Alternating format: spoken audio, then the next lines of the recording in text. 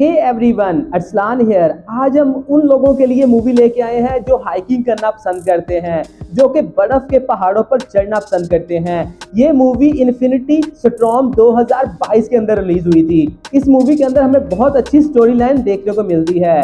तो चलिए शुरू करते हैं। मूवी के स्टार्ट में हम लड़की को देखते हैं जो कि हाइकिंग के लिए अपने बैग को पैक कर रही होती है। वो अपने जरूरत का सभी सामान उसके अंदर रख लेती है। उसके बाद वो एक कैफे में जाती है और वहां पर कॉफी पीना स्टार्ट करती है। वहां पर उसको एक आदमी मिलता है जो उसे कहता है कि आज तुम हाइकिंग पर मत जाओ, एक तूफान आने वाला है। पर वो उसकी इस बात को इग्नोर करके वहां से निकल पड़ती है।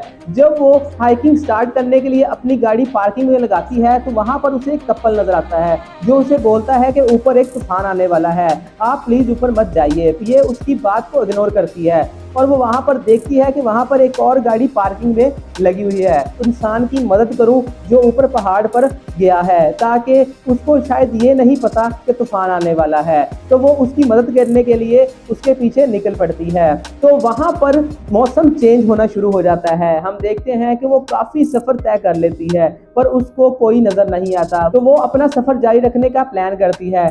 थोड़ी दूर जाने के बाद उसे किसी के पाँव के निशानात बर्फ के ऊपर मिलते हैं तो वो उन निशानों का पीछा करना शुरू कर देती है। थोड़ी ही दूर जाती है तो वो एक गड्ढे के अंदर गिर जाती है जो कि बर्फ से ढका हुआ था। उसको पता ही नहीं चला कि ये एक गड्ढा है और वो उसके अंदर गिर जाती है।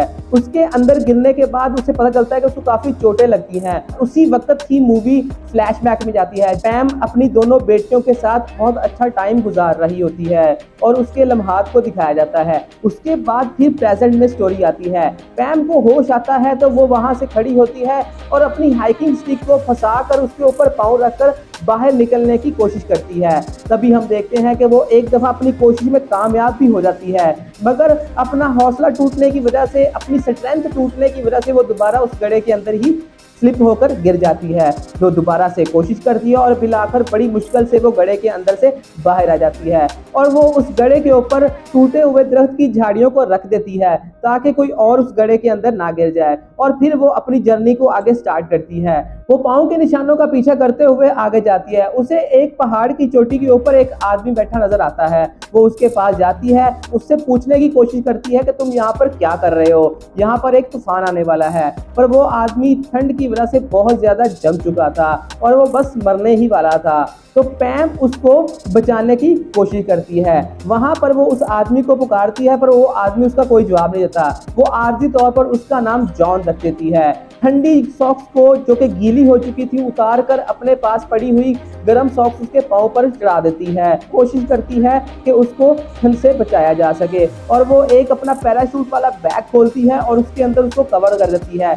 जैसे ही वो थोड़ा सा बेहतर होता है और वो पैम को कहता है कि मैं तुम्हारे साथ नहीं जाना चाहता है, मैं यहाँ पर मरने के लिए आया हूँ। उसके बाद देखते हैं कि पैम उसको बड़ी मुश्किल से अपने साथ चलने पर आमादा कर लेती है और वो उसको अपने साथ सहारा देकर साथ चलना शुरू कर देती है। पर बार बार जॉन उसके साथ यही बात कर रहा होता है कि मैं यहाँ पर खुदकुशी करने के लिए आया हूँ और बार बार उससे सहारा छुड़वाकर नीचे गिरने की कोशिश करता है। उसके बाद हम देखते हैं कि बड़ी मुश्किल से वो काफी सफर पहाड़ी की चोटी से नीचे तक का तय कर लेते हैं और वो एक पत्थर पर चढ़ता है और ऊपर से छलांग लगा देता है। जॉन ये समझता है कि उसने पहाड़ी से छलांग लगाकर वो मर गया है, पर ऐसा नहीं होता। वो एक सिर्फ छोटा सा पत्थर होता है जिसके ऊपर से उसने जंप लगाया होता है और उसकी शक्ल ऐसी होती है जैसे ढलवान से नीचे जंप लगा रहा हो। और उसके बाद उसका पाँव बहुत ज्यादा जख्मी हो जाता है। पैम उसका पाँव पर पट्टी लगा देती है। वो बार बार बर्फ खाना शुरू कर देता है और यही बात कर रहा होता है कि मैं यहाँ पर मरने के लिए आया हूँ।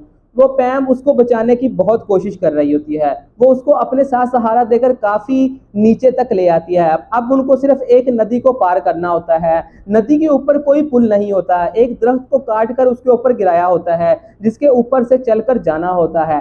पैम तो बड़ी आसानी से उसके ऊपर से चलकर चली जाती है, पर जो जॉन होता है उसका पाँव जख्मी होने की वजह से वो उसके ऊपर से चलकर नहीं जा पाता और वो नदी के अंदर गिर जाता है और उसके पानी के साथ ही बहकर आगे चला जाता है। यहाँ पर पैम देखती है कि अगर उसने इतनी मेहनत से आदमी को नीचे उतारा, अगर वो अब भी ना उसे बचा सकी, उस आदमी को बचाने का कोई फायदा नहीं। तो वो फिर से कोशिश करती है और खुद भी ठंडे पानी के अंदर कूद जाती है और उसको ढूंढना शुरू करती है। आखिरकार वो उसको ढूंढने में नाकाम रहती है और हिम्मत हार जाती है कि अब वो इंसान उसे नहीं मिलने वाला।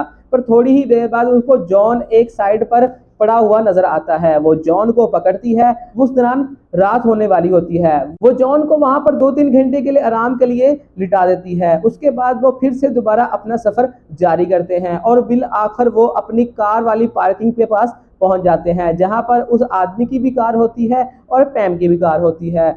पैम अपनी गाड़ी को स्टार्ट करने के लिए जाती है ताकि वो गाड़ी को स्टार्ट करके उसका हीटर ऑन करके उसको अपने साथ बिठा सके। उसी दौरान वो आदमी अपनी गाड़ी स्टार्ट करता है और बिना कोई बात किए ही वहां से चला जाता है। ये पैम को बात बहुत ही अजीब लगती है। पैम उसका इंतजार करती है कि वो वापस आएगा और उसका थैंक्स करेगा या फिर उसी वक्त ही उसका थैंक्स करके जाएगा, पर वो आदमी उसे बिना कुछ बात करे वहां से चला जाता है। कुछ अरसे बाद उसके घर पर एक रिपोर्टर आता है और उसे बताता है कि मुझे जॉन ने भेजा है। वो समझ जाती है ये वही जॉन है जिसकी उसने जान बचाई है। वो उसकी बात सुनती है और उसे कहती है कि उस इंसान ने तो मुझसे शुक्रिया अदा भी नहीं किया कि मैंने उसकी जान को बचाया, और वैसे ही बिना बताए ही चला गया।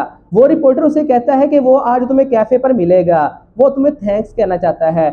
शाम को वो उसी कैफे पर मिलता है जिस कैफे पर ये कॉफी पीने जाती है। वहां पर वो उसे मिलता है और अपनी स्टोरी बताता है। यहाँ पर पैम भी अपनी उसे स्टोरी बताती है। जैसा कि हमने मूवी के अंदर फ्लैशबैक में देखा था कि वो अपने 2 बेटियों के साथ, मतलब 2 बच्चों के साथ होती है, तो वो बताती है कि एक दिन वो उसके घर का गैस खुला रह गया जिसकी वजह से घर में धमाका हुआ और उसके दोनों ही बच्चे मर गए। वो अपने दोनों बच्चों को नहीं बचा सकी और इसीलिए वो हाइकिंग करती है ताकि फंसे हुए लोगों की मदद कर सके। तो इसी तरह ही जॉन भी उसे अपनी स्टोरी सुनाता है कि उसकी गर्लफ्रेंड और वो दोनों पहाड़ों पर हाइकिंग करने जाते थे और उसी दौरान उसकी गर्लफ्रेंड वहां पर पहाड़ों में ही खो जाती है, उसे बाद में कभी नहीं मिलती और इसी वजह से वो उस पछतावे में हर दफा वहां पर हाइकिंग करने जाता है और अपनी गर्लफ्रेंड को पुकारता है और दोनों वो वादा करते हैं और जिंदगी में आगे बढ़ने की कोशिश करते हैं। इसी तरह ही ये ब्यूटीफुल मूवी खत्म हो जाती है।